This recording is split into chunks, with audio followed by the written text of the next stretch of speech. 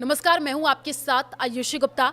Yemen में मौत की सजा पाने वाली केरल की नर्स निमिषा प्रिया की मौत की सजा फिलहाल टाल दी गई है। उसे 16 जुलाई को सजाए मौत दी जानी थी और एक रिपोर्ट के अनुसार सूत्रों के हवाले से ये जानकारी अब दी गई है। आपको बता दें कि मीडिया रिपोर्ट्स के मुताबिक जो है एक्टिविस्ट ग्रुप और प्रभावशाली धार्मिक नेताओं ने इस मामले में दखल दिया, जिसके बाद निमिषा प्रिया की मौत की सजा स्थगित कर दी गई है। और इससे पहले निमिषा को मौत की सजा से बचाने के लिए डिप्लोमेटिक लेवल पर भी कई कोशिशें की गई थी। खबर ये भी है कि पीड़ित का परिवार अभी तक क्षमादान या ब्लड मनी स्वीकार करने के लिए सहमत नहीं हुआ है। भारतीय नर्स निमिषा 2017 से जेल में बंद है और उन पर यमन के नागरिक तलाल अब्दो महदी को ड्रग का ओवरडोज देकर हत्या करने का आरोप लगा है।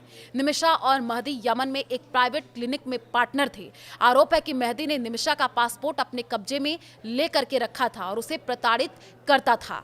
मीडिया रिपोर्ट के मुताबिक ये है कि यमन से चर्चित सूफी विद्वान शेख हबीब उमर बिन हाफिज बातचीत कर रहे हैं। बातचीत में यमन के सुप्रीम कोर्ट के एक जज और मृतक के भाई भी शामिल हैं। शेख हबीब को बातचीत के लिए मुफ्ती मुस्लियार ने मनाया है।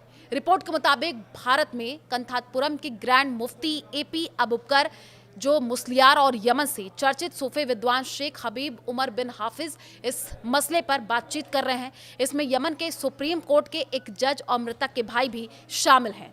यमन शेख हबीब को बातचीत के लिए मुफ्ती मुस्लियार ने मनाया और ऐसा भी पहली बार हुआ जब पीड़ित परिवार का कोई करीबी सदस्य बातचीत को तैयार हुआ है।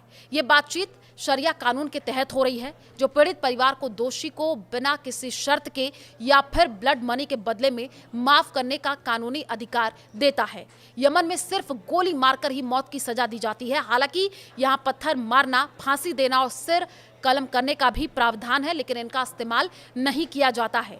गोली मारने से पहले दोषी को किसी गलीचे या कंबल पर चेहरा नीचे करके लेटा दिया गया। इसके बाद डॉक्टर देशी को पीठ के ऊपर दिल की जगह पर एक निशान लगाता है और फिर जल्लाद ऑटोमेटिक राइफल से उसकी पीठ में गोलियां मारता है। कुछ मामलों में मृत्युदंड से पहले कोड़े मारने की सजा दी जाती है। यमन के पीनल कोड के मुताबिक किसास, हुदूद और ताजीर के लिए मृत्युदंड का प्रावधान है। आंख के बदले आंख का नियम। इसके तहत हत्या के मामले में पीड़ित के परिवार को ब्लड मनी लेकर के माफी लेने का अधिकार है। निमिषा के पति और बेटी 2014 में भारत वापस आ गए थे, लेकिन निमिषा वहीं रही। बाद में निमिषा ने पासपोर्ट वापस लेने के लिए मेहंदी की बेहोशी का इंजेक्शन दिया, लेकिन दवा की खुराक ज्यादा होने से मेहंदी की मौत हो गई और निमिषा को हत्या के जुर्म में मौत की सजा सुनाई गई। निमिषा पिछले 8 साल से यमन में जेल में है।